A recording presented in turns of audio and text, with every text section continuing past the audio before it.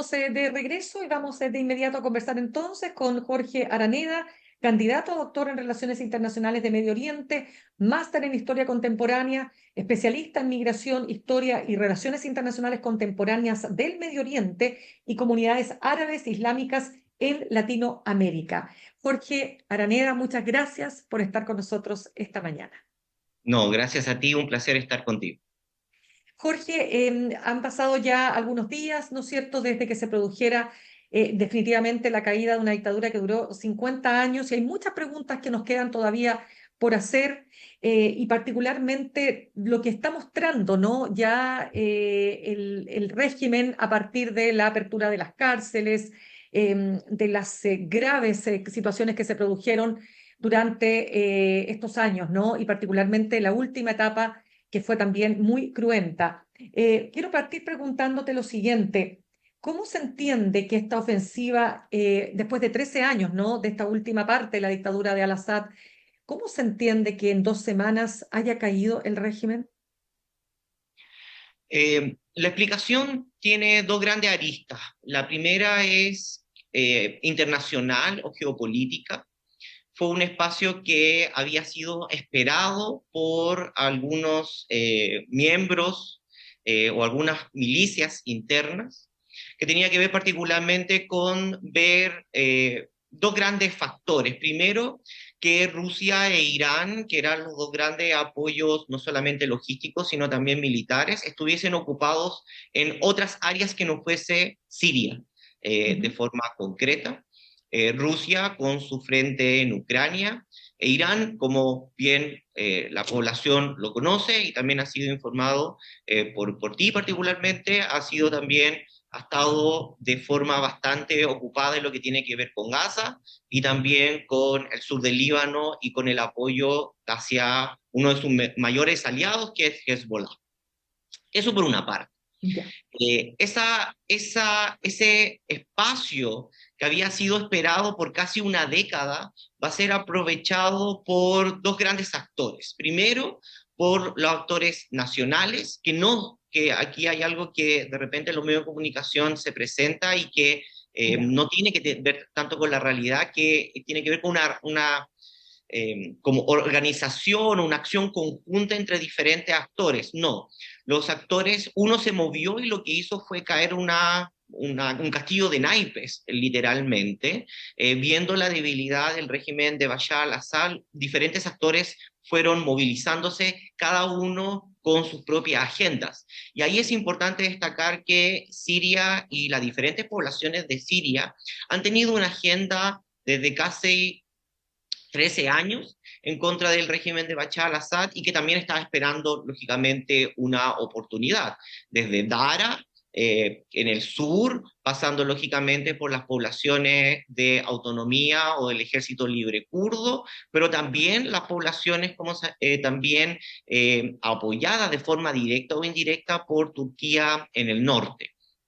Y aquí viene, lógicamente, el otro gran componente, que fue la luz verde que Turquía le da a- al HTS, Harit al-Tahrir al-Sham, para que de forma directa o indirecta, desde Idlib pudiese atacar Alepo y si que fuese, que ahora lo sabemos, efectiva, pero en ese momento no, que si fuera efectiva su ataque o su ofensiva, avanzara hacia el este y lógicamente después hacia el sur por el Rin. Ya. Y eso, para entender ahí el factor de Turquía, o sea, Turquía sería, aparte de lo que tú acabas de describir, por supuesto, el debilitamiento del apoyo de Rusia y también de Irán. Turquía es entonces un factor clave. ¿Por qué a Turquía le convenía la caída de Al-Assad? Primero porque Turquía tenía dos grandes problemas. El primer problema tiene que ver con algo que se vino desencadenando desde 2011. Si hay una población que ha absorbido aproximadamente entre 5, 6, 3, un poco difícil saberlo, millones de inmigrantes, fue Turquía. Turquía tuvo no solamente que absorber esta enorme población siria, sino también tuvo que negociar con los países europeos que le ofrecían a Turquía enormes cantidades de suma de dinero o préstamos blandos en una economía lógicamente con una enorme inflación y con graves problemas económicos, para que Turquía fuese un estado colchón en torno a la migración siria, que los sirios se quedaran en Turquía, ya sea en Asiatepec o en otras partes del sur de Turquía, pero que no llegaran a Europa. Eso por una parte.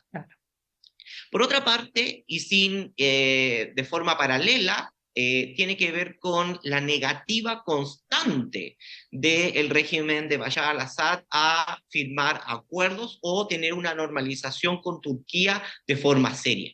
Bashar al-Assad se le requirió de muchas formas que normalizara sus relaciones, de que apoyara esta zona norte de Turquía que controla sobre territorio sirio para la recreación de ciertas poblaciones, infraestructura civil y crear un espacio no de finalización, pero por lo menos un espacio intermedio en donde cierta población siria pudiese volver, población siria de Turquía pudiese volver, lógicamente, a sus territorios.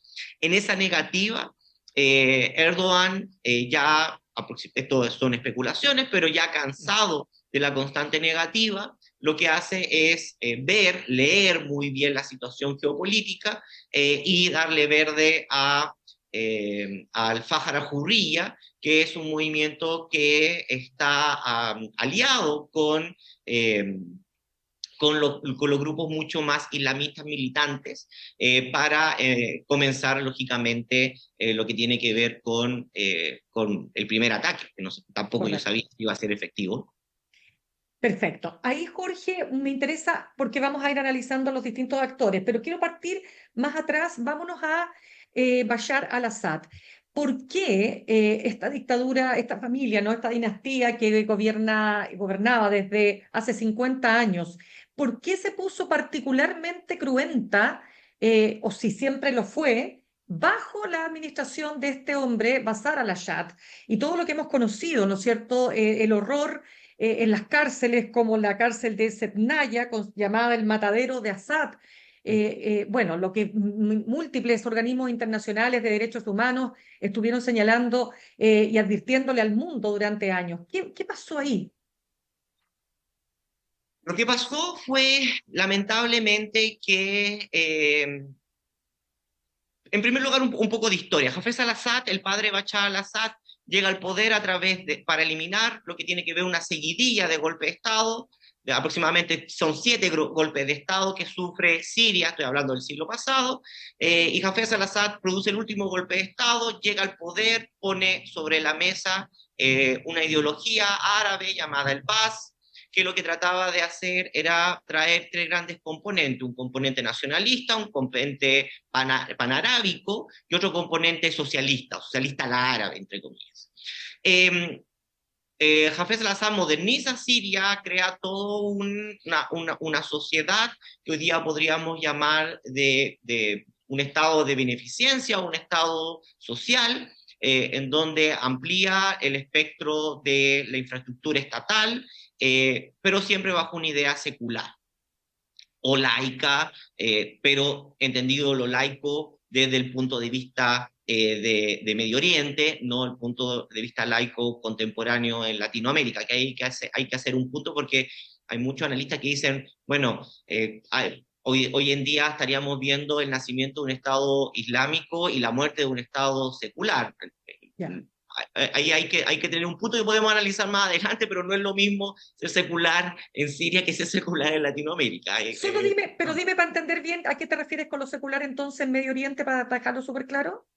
Lo que pasa es que en Latinoamérica lo espectro laico significa que el Estado no tiene una religión oficial y que lo que hace es privatizar el espacio religioso. Cada uno de los ciudadanos puede profesar la religión que quiera, crear instituciones. Estas instituciones tienen que, lógicamente, basarse en algún espectro mínimo del espacio legal, pero el Estado no tiene una religión. En Medio Oriente, sobre todo lo que tiene que ver con con unas corrientes, ¿cómo se llama?, que proviene del Imperio Turco Otomano, pero no me voy a meter tan atrás, sino ¿Ya? va a ser un poco Sí. complicado, Ujú. tiene que ver con que el Estado tiene una responsabilidad, y esa responsabilidad tiene que ver con que el Estado va a proteger las religiones, pero desde un punto de vista gubernamental. Por lo tanto, el secularismo árabe parte creando un ministerio de la religión, que es Ya. el que crea una religión oficial. Por lo tanto, nacionaliza el Islam. Y por lo tanto, al nacionalizar el Islam, dice, este es el parámetro religioso aceptado por el gobierno. Por lo tanto, crea leyes religiosas. ¿Sí? La ley, por Ya. ejemplo, 17 de Siria, que fue muy controversial en su época, que lógicamente regulaba lo que se enseñaba en los colegios, pero también el espacio de los curas, que vendrían siendo los imanes y los sheikh, en Siria y en otras partes del Medio Oriente, eso cae bajo un espectro normado y termina siendo un funcionario del Estado. Por lo tanto, Ya. cuando un musulmán va a la mezquita un día viernes, la persona que se encuentra al frente de él dando la oración, que vendría siendo nuestra misa, es un funcionario público que Ya. puede ser despedido o ascendido por su lealtad o no hacia la administración que le corresponde. Por lo tanto, el parámetro de secularismo es diferente a Latinoamérica. Ya, es que entonces déjame retomar, Jorge, porque tú dices lo siguiente. Primero que nada llega esta familia, ¿no es cierto?, de Assad, cuando ya se produjeron 7 golpes de Estado. Con este golpe de Estado llegan ellos, establecen un Estado moderno, ¿no es cierto?, secular en los términos que tú señalas, con un componente de Estado social. Hasta ahí Sí. vamos. ¿Qué viene Sí. después? ¿Qué fue pasando? Lo que fue pasando fue que el Estado fue generando una burocracia, y esa burocracia terminó generando una enorme capacidad de corrupción dentro del partido. Si uno quería trabajar en cualquier espacio, el Estado se va ampliando, por lo tanto, terminan todos casi siendo directa o indirectamente funcionarios públicos, y para ser funcionario público tenías que ser miembro del partido, y por lo tanto ahí se va concretando una especie de pirámide de corrupción. Por una parte estaba la élite en la parte superior, a la agüita, porque Ya, el Estado se empieza lógicamente a fragmentar. Por otra parte, los dos pilares estaba la élite, la burocracia, y por otra parte, un grupo pequeño de personas ligadas a la familia, que eran los dueños de las grandes capitales del país. Y por lo tanto, el país poco a poco, y la familia Assad y el régimen del Baas en Siria, empieza a constreñirse, empieza a achicarse, y llega un punto en donde en la lealtad termina cooptando a un grupo religioso particular, que son los alawitas, que son aproximadamente el 10% de la población. Y ahí lo que hace es que nace un nuevo componente no visto en la primera etapa de Hafez al-Assad, pero sí al finalizar su periodo, que es la sectarización. Y la sectarización tiene que ver particularmente donde un grupo étnico particular es vinculado a la élite del país, y por lo tanto se percibe, la población de este grupo minúsculo percibe que la caída del régimen llevaría a su extinción como sociedad. Por lo tanto, los alawitas no solamente van a ser cooptados, sino van a quedar atrapados, que es la figura del hombre montando un tigre, que es como, es genial que un hombre monte un tigre, pero es que nadie se quiere bajar del tigre, porque si se baja del tigre te van a comer. Y es ahí en donde toda la cúpula burocrática y militar va a caer en este grupo específico dentro de Siria. y que es una minoría. ¿Cuál es la mayoría digamos, religiosa entonces en Siria? Sunita musulmán. Sunita musulmana, que quedan sometidos por este grupo que apenas representa el 10% y que por supuesto lidera Bashar al-Assad, ¿no? Exactamente, y que además es de la misma familia. Ya, pero espérame, ahí viene un punto muy importante que es la primavera árabe, que es reprimida con particular cruencia por parte de Bashar al-Assad. ¿Qué ve Bashar al-Assad en esta primavera árabe? Lo que ve o el gran temor del régimen es democracia. Es un proceso democratizador. Claro. Es un espectro que democratiza a la sociedad bajo dos grandes aspectos. Primero, la muerte al sectarismo, que es uno de los pilares del Estado. Y por otra parte, es la muerte a las políticas públicas que no tenían ningún tipo de asidero ni apoyo popular. ¿Sí? Quiero decir que existía una población altamente educada. Siria era una de las poblaciones mejor educadas de la región, con una enorme población de gente que había podido adquirir capital humano avanzado, o sea, eran ingenieros que tenían grado de máster, pero que no veía salida laboral. A muchos habían inmigrado, pero otros se mantenían en el poder y querían, lógicamente, por una parte, eliminar el secularismo, eliminar el secularismo al árabe, sino mantener realmente un Estado laico. Por otra parte, que la cúpula burocrática fuese abierta y que todas las personas pudieran participar en los concursos públicos. Y por otro lado, que la idea de un Estado que funciona bajo las lógicas de un servicio secreto se elimine, que es el gran componente que está detrás del régimen de Bashar al-Assad, que es el Mujabarat, que vendría siendo un Estado dentro de un Estado, en donde el Mujabarat, como servicio secreto sirio, mantiene lógicamente bajo control a toda y cada una de las poblaciones, a cada una de las familias, las identifica, crea fichas, y por lo tanto sabe cómo cooptar a la mayoría de la población, ya sea a la agüita o no a la agüita. Es completamente a toda la población.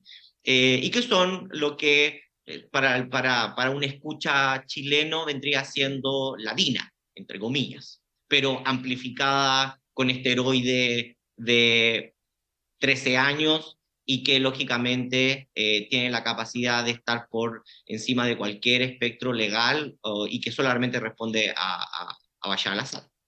Ya, y entonces viene esta cruenta represión.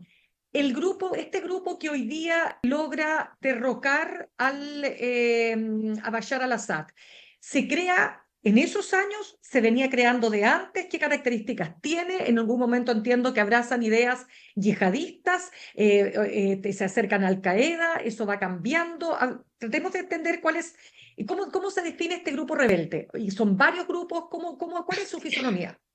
Sí, en particular lo que tiene que comprender el escucha es que el camino socialista árabe había llegado con la caída de la ex Unión Soviética a un punto de no retorno. El anticomunismo, el antisocialismo había llegado a un punto sin retorno.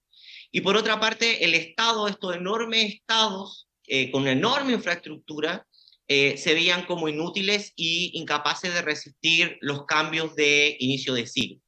Y ahí nace una idea, o se renueva en realidad una idea muy vieja que tiene que ver con que el Islam es la solución, que es el eslogan de los islamistas. El Islam no es solamente la solución en términos personales de salvación, sino el Islam es la solución para los problemas políticos, económicos, sociales, demográficos, de infraestructura, le da la solución a todo. Y ahí nace el Islam político, que es la terminología clásica que nosotros conocemos en la academia más que islamismo.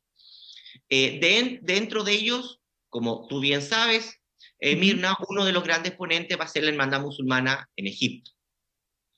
Ellos van a ser la cabeza intelectual de los movimientos de resistencia islámico-políticos dentro de sí.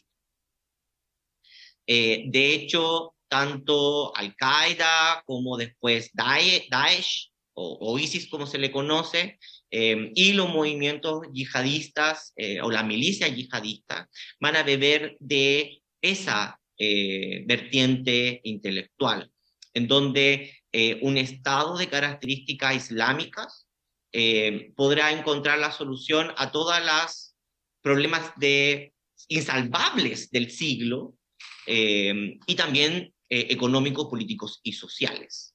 Y de ahí, lógicamente, va a tener un enorme apoyo poblacional frente a un Estado que no le ofrece nada más que represión y un cariz de un secularismo que en realidad no tiene nada de secular. De ahí que van a nacer diferentes grupos, Al-Nusra, que después, lógicamente, se va a transformar al Fatah al-Mubin, que actualmente es el HTS, el Hayat Tahrir al-Sham, que tiene una corriente fundamentalista, islámica, extremadamente dura, muy conservadora, por eso que fue parte de Daesh, del grupo Daesh en general, porque estos son conglomerados. El THS también es un conglomerado, no es un puro grupo. Pero que lógicamente tienen afines ideológicos, políticos y también objetivos y una agenda particular que tenía que ver con la eliminación del régimen de Bashar al-Assad. Ya, pero mira, cuando tú dices tiene una corriente extremadamente dura islámica, te lo pregunto porque he leído varios portales internacionales que dicen que fueron abandonando posturas yihadistas y que si no lo hubiesen hecho, no habrían tenido el apoyo que han tenido de la población. Entonces, ¿hay algo de eso o hay que temer, Hay, digamos, no? hay que No tener sé. cuidado, hay que tener cuidado un poco con los análisis, porque hay que comprender de que las sociedades en general, pero sobre todo sociedades que han estado bajo regímenes autoritarios por largas décadas, tienden a producir contradicciones funcionales dentro de su sistema. Voy a poner una sobre la mesa que por mucho es un poco desconocida, pero viene al caso. Cuando la población de Gaza vota por Hamas, es un voto de castigo en contra de Al-Fatah, de la OLP.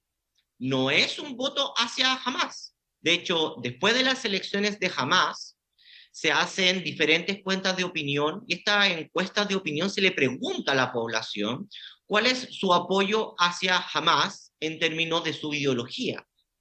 En esa época, aproximadamente un 13, un 10% estaba de acuerdo ideológicamente con Hamas, pero un 90% de la población votó por ellos. Después nunca más existieron elecciones, Hamas Claro. se tomó el poder y ahí sigue otra historia por otro camino. Y eso es una contradicción. En el caso de Siria, la mayoría de las personas que están celebrando a lo largo y ancho de Siria, pero también en la mayoría de las personas que están por fuera, hemos visto en los medios de comunicación en Alemania, en Turquía, en Holanda, en Francia e Ujú. incluso en Inglaterra, espacios de celebración sobre la caída de Bashar al-Assad. De hecho, en Chile también hubo, ayer, uno Ya. en la embajada de Siria, dentro de la Ujú. embajada de Siria, no Claro. fuera de la embajada de Siria, en donde se cambió la bandera y se declaró, ¿cómo se llama?, el fin del régimen. Estamos hablando Ujú. de una población mínima de sirios que conviven en Chile, y ninguno de ellos es islamista, ninguno de ellos es yihadista, ninguno de ellos, y sobre todo en Latinoamérica, la población migrante siria, como también en Europa, son los más lejanos al mundo yihadista, aunque son musulmanes, no tiene que ver una cosa con la otra, son seculares. Y aquí viene una gran contradicción. Mucha de la población que en Siria está generando un apoyo al HTS es un apoyo hacia un gobierno de transición que busca recrear un Estado sirio que no existe desde el 2011, porque de facto Siria fue administrado por tres agentes, el ejército kurdo en el este, en el centro y en la costa por Bashar al-Assad y en el norte por diferentes grupos apoyados por Turquía. Entonces, esta Claro. población lo que hace es literalmente celebrar la caída del régimen, no necesariamente celebrar que el THS haya llegado al poder. Ya, pero entonces ahora, porque se nos va acabando el tiempo, Jorge Aravena, pero quiero preguntarte, ¿qué viene? Porque acá hay un primer ministro, no sé si fue un primer ministro que ya está designado, pero esto es un proceso de transición.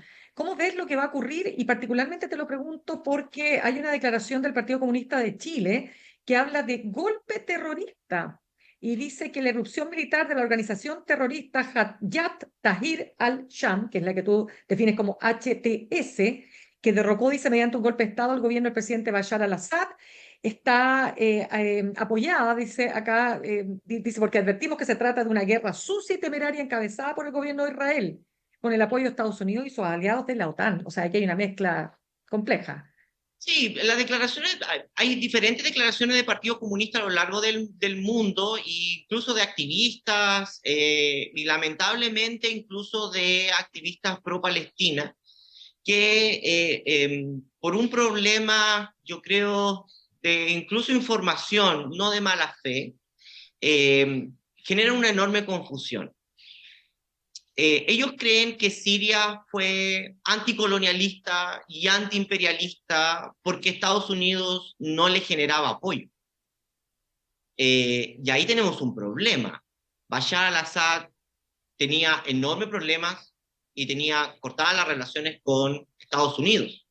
No apoyaba las prácticas de Estados Unidos. De hecho, no quería tener relaciones con Estados Unidos.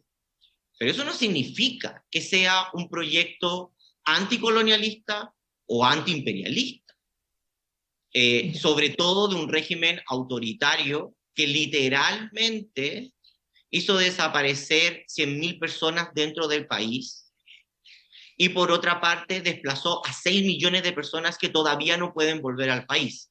Si desplazar a 6 millones de personas, eliminar o hacer desaparecer a 100.000 y meter a la cárcel a otras 136.000 es ser anticolonialista y antiimperialista. Yo creo que los términos los estamos flexibilizando demasiado.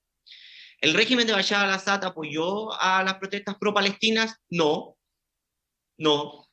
Y eso se puede comprobar de diferentes formas y muy fácilmente. ¿Tenía las mejores relaciones con Hamas? Tampoco. ¿Tenía las mejores relaciones con Hezbollah? Tampoco. Tenía relaciones con Hezbollah porque el apoyo iraní se lo requería. De hecho, también hay que acabar con ciertos mitos. Ya por lo menos hablamos algo sobre el secularismo, que muchas personas lo plantean. Por otra parte, el otro gran mito es que el gobierno de Bashar al-Assad no tenía ningún tipo de relaciones con Israel. Lo que nosotros sabemos por los informes que actualmente se están entregando dentro de Siria, que se han podido encontrar dentro de los diferentes espacios gubernamentales, es que había una estrecha comunicación entre el Estado de Israel con Siria, con Bashar al-Assad particularmente, en términos de locación de armamento, movilización de armamento, y lógicamente espacios en donde se habilitaba a Israel a tener ciertas operaciones en contra de Hezbollah dentro de territorio sirio. Entonces, hay que tener cuidado un poco con las especificaciones, sobre todo cuando se convoca estos términos tan amplios que en la realidad no tienen tanto peso. Oye, Jorge, te agradezco tanto esa explicación y lamentablemente se nos acaba el tiempo, pero te lo pregunté y necesito que muy cortito me digas un poco qué es lo que viene ahora, con estas características que tiene, ¿no es cierto?, este movimiento, este grupo, este conglomerado, como le llamas tú, Hayat Tahrir al-Sham.